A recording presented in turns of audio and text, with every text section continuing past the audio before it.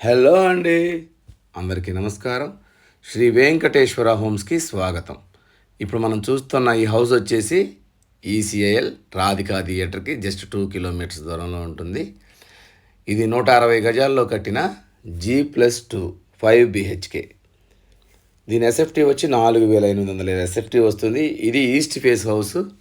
ఇది రెంట్కి ఇచ్చుకుంటే ప్రతి నెల ఒక 40,000 రెంట్లు వస్తాయి. దీని ఇంటి ముందు రోడ్లు 33 అడుగుల రోడ్లు. ఇది చిన్నపాటి జూబ్లీ హిల్స్ లాగా ఉంటుంది ఏరియా వచ్చేసి.